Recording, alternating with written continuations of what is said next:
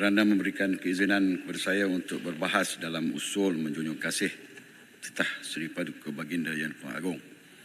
Dan saya ingin mengambil kesempatan ingin mengajak ke semua ada yang berhormat supaya sama-sama mendoakan kesejahteraan kepada Baginda Yang Agung serta Tuanku Pamasuri. Semoga diberkati dan dirahmati kehidupan Baginda berdua. Yang pertamanya saya ingin menyentuh sedikit berkenaan dengan sistem keadilan. Pertama saya ingin menyentuh keadilan dalam kedua-dua sistem mahkamah. Dalam konteks keadilan saya ingin merujuk kepada Muhammad Hashim Kamali dalam bukunya Principles of Islamic Jurisprudence menjelaskan bahawa adl atau qist keadilan adalah meletakkan sesuatu di tempat yang sepatutnya atau sesuai bagi mewujudkan keseimbangan antara hak dan kewajipan agar kezaliman dan kemudaratan dapat dielakkan.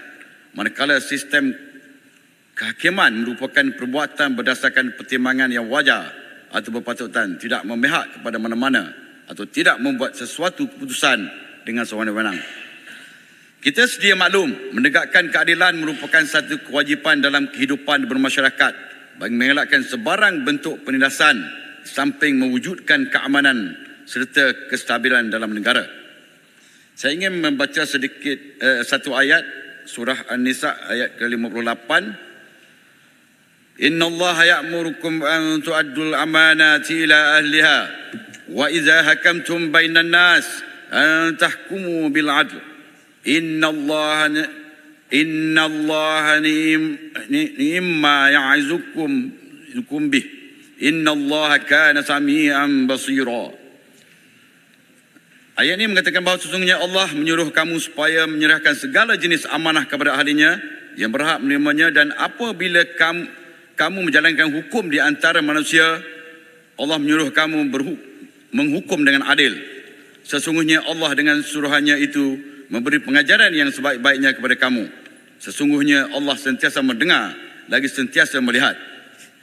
Jadi bila saya baca ayat ni, tidak ada lagi tuduhan kepada saya seperti mana yang pernah dibuat oleh Tambun tempoh hari, iaitu saya membaca ayat ini mengikut nafsu dan juga membaca ayat ini untuk mendapatkan projek. Jauh sekali.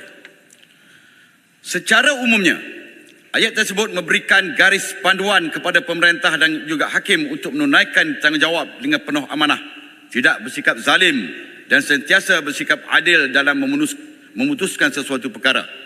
Namun begitu, apa yang mengecewakan rakyat sepanjang pemerintahan kerajaan Madani ini, yang dikatakan Madani, adalah tidak benar-benar menegakkan keadilan, melibatkan kes pemimpin politik dalam parti pemerintah itu sendiri, dan perkataan keadilan itu sekadar satu slogan politik dan retorik semata-mata. Terdapat beberapa pendakwaan ahli politik yang dituduh dan dipenjarakan di mahkamah ditarik balik yang sepatutnya tidak berlaku. Contohnya pada 4 September 2023, kes melibatkan timbalan Perdana Menteri yang mana Mahkamah Tinggi telah memutuskan untuk melepaskan tanpa membebaskan iaitu DNAA daripada semua 47 pertuduhan pecah amanah, rasuah dan pengubahan wang haram yang berkaitan dengan satu dana Yayasan Akal Budi. Ini atas permohonan pihak pendakwaan.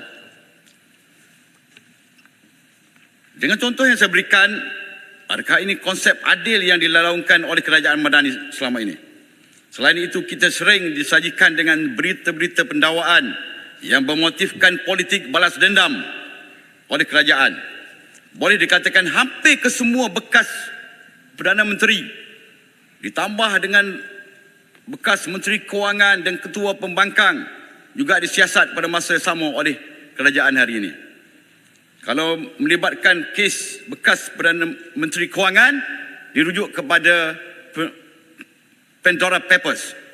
Sebenarnya dalam Pandora Papers ramai lagi yang terlibat, termasuk daripada pihak-pihak kerajaan, tapi tidak disiasat.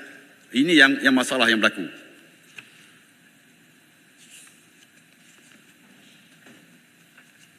Jadi sebenarnya rakyat menginginkan kerajaan yang memerintah Malaysia dengan kedua-dua sistem kehakiman yang benar-benar adil dan saksama tanpa campur tangan dan tekanan politik demi kesejahteraan rakyat, sama ada orang Islam ataupun bukan Islam. Jadi ramai sebenarnya pihak-pihak termasuk Persatuan Peguam-Peguam Muslim dan juga Majlis Peguam Malaysia, Bar Kaunsil, sendiri telah mendesak kerajaan benar-benar tidak mencampuri urusan badan kehakiman, terutama sekali melibatkan kes-kes pembicaraan pemimpin politik maupun individu yang berprofil tinggi. Badan kehakiman sebenarnya sepatutnya mereka adalah bebas daripada sebarang kekongan dan tekanan agar keputusan yang adil dapat diberikan. Persoalannya, adakah ini benar-benar diaplikasikan oleh kerajaan pada ketika ini?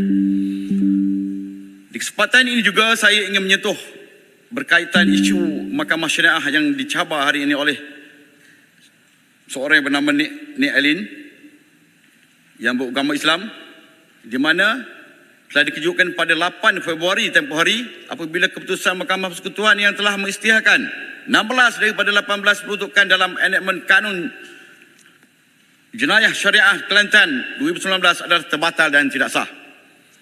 Implikasi keputusan dalam kes Nik Alin ini amat besar kerana ia jelas akan menghakis dan melemahkan kuasa Mahkamah Syariah untuk menjatuhkan hukuman atas section yang telah dibatalkan.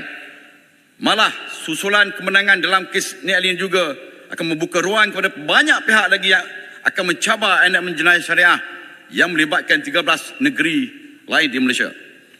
Dalam isu ini, kita sering kali didedahkan dengan naratif yang salah di media sosial berkaitan pertindanan antara undang-undang sivil dan juga undang-undang syariah. Wahal sebenarnya perkara ini tidak berlaku. Meskipun ada pertindanan, ia boleh diuruskan menurut Seksyen 59 Akta Tafsiran 1997. Apa yang saya nak highlightkan ialah bukan isu pertindanan itu. Undang-undang, kerana ada seksyen enakmen Kanun Jenayah Syariah Kelantan yang dibatalkan, tetapi tiada kesalahan yang sama dalam Undang-Undang Persekutuan. Saya beri contoh, Seksyen 41 Muamalat Riba tiada dalam mana-mana undang-undang. Di bawah undang-undang sivil, satu perlakuan salah boleh didakwa di bawah banyak peruntukan undang-undang sebenarnya. Ia bukan masalah jika banyak undang-undang memperuntukkan pelbagai kesalahan untuk perlakuan yang sama. Saya beri contoh. Umpamanya kita membuang sisa kimia di dalam sungai. Banyak pihak berkuasa yang terlibat dan boleh mengambil tindakan seperti pihak berkuasa tempatan, Jabatan Alam Sekitar,